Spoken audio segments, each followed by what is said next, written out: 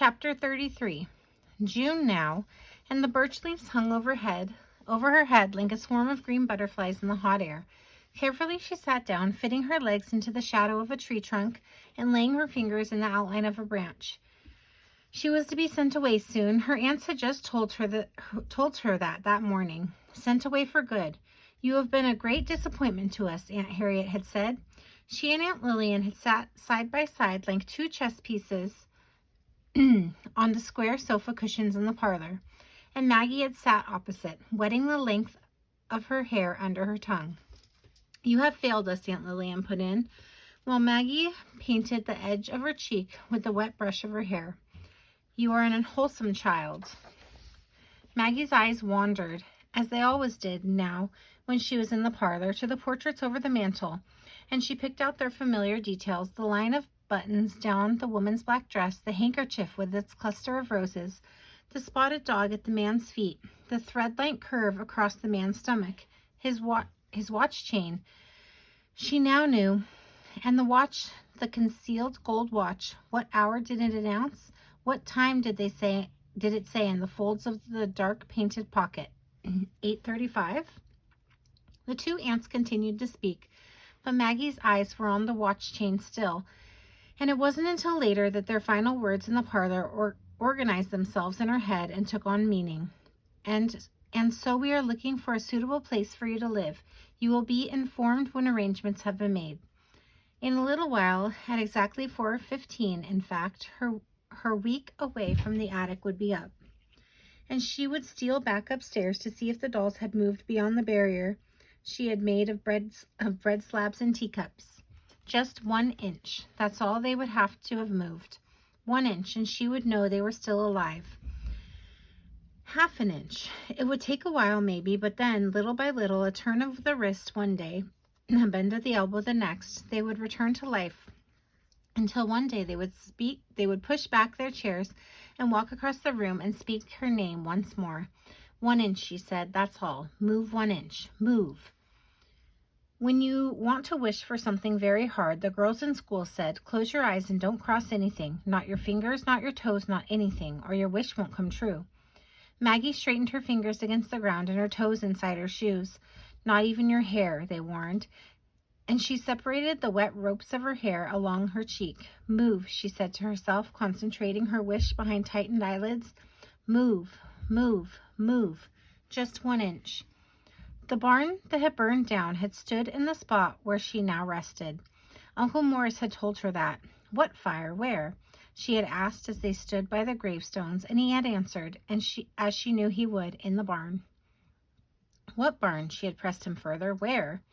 He had pointed then through the dense barrier of trees toward the house. "You can't miss it," he had answered. "It's the one that's not on the lawn anymore." "Where?" Maggie had stamped her foot down in exasperation. Where was it before it burned down? Exactly where it was after it burned down. Where? And she expected another evasive reply, but instead he led her through the woods across the lawn and over to the small crowd of birches where long ago she had laid out the little rooms with twigs, and where, before she discovered the dolls, she had listened to them speak. "Here it is," he said, "or isn't actually." This was where the barn had been, right here, where the birches were, her birches. This is where the barn had burned down, here?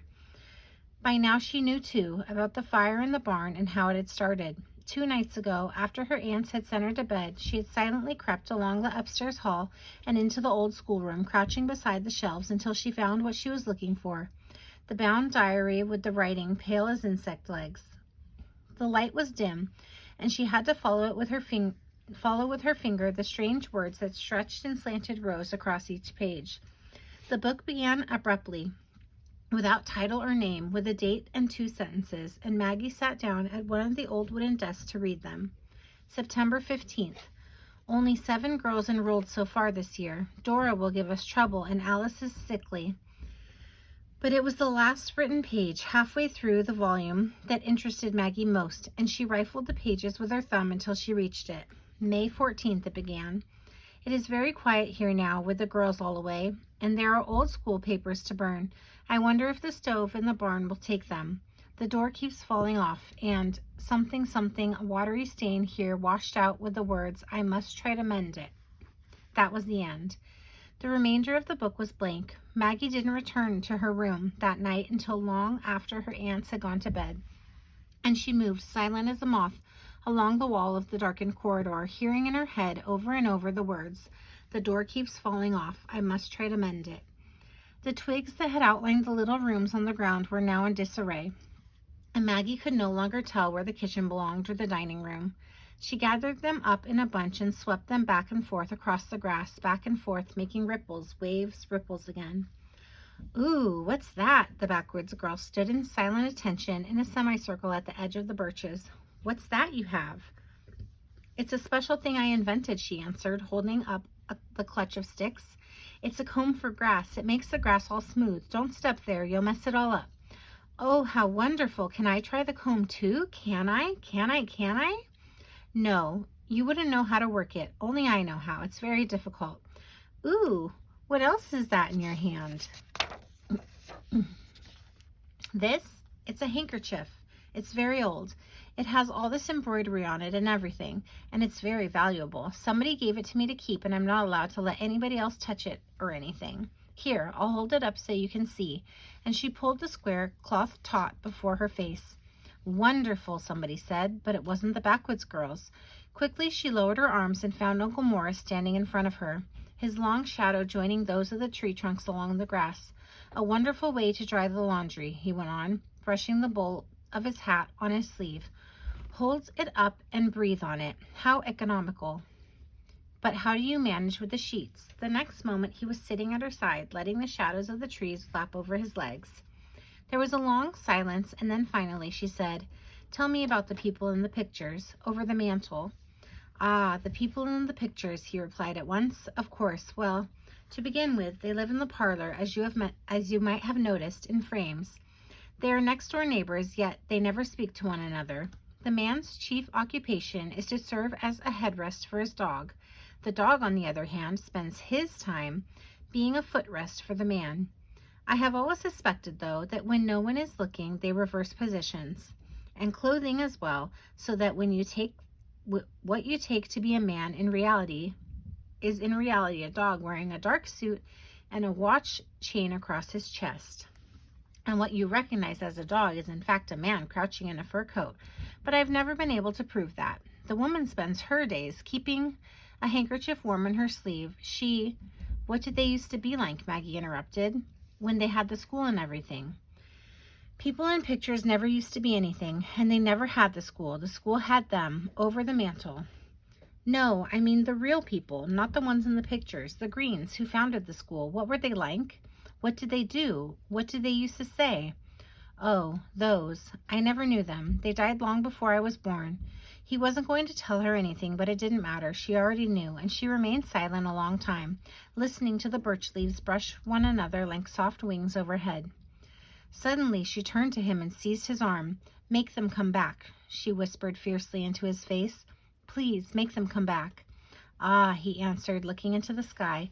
Make them come back. I am often quite successful at making things come back. Clouds, for instance.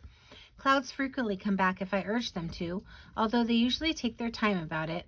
That one up there, see it? That one looks like a bathrobe. I asked that one to come back last August, and here it is at last. Maggie tightened her grip on his arm and shook it. I mean them, she whispered, not taking her eyes from his face. Make them come back.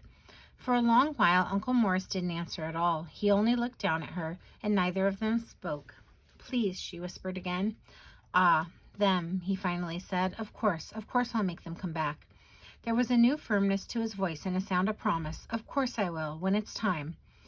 He knew then, he knew, and Maggie smiled at him a little, the first smile she had ever offered him. Uncle Morris was the one who would make the dolls come back. Of course I will, he had said, promised almost. Timothy John and Miss Christabel might even now be shifting in their seats at the table, reaching out with their hands, knocking over the unsteady wall of wooden bread, brushing against the teacups, and Juniper would be just starting to growl in his basket. She must remember to fix his ear. When, she asked, when will it be time? Uncle Morris slipped his legs out from one shadow and under another. When will it be time? He repeated. Well, it will be time tomorrow and the day after and the day after that as well. There are very few moments, in fact, when it is not time, right now. And he inspected his watch. The time is 4:15, but chances are that won't last more than 5 minutes, 10 at most. What are you running off to? Where are you running off to? No sound came from above as Maggie mounted the stairs, 2 at a time, and the creak of the floorboards was the only noise to enter her ears as she crossed the attic floor. She closed her eyes and held her breath as she rounded the wardrobe, whispering over and over, "Be alive, be alive, be alive." But in a single glance, she saw that nothing had changed in the doll room at all. Miss Christabel and Timothy John's fingertips rested precisely against the wall of wooden bread. Their painted faces stared unseeing across the table, and Juniper lay like a stone in the basket where she had laid him 7 days before, almost to the minute.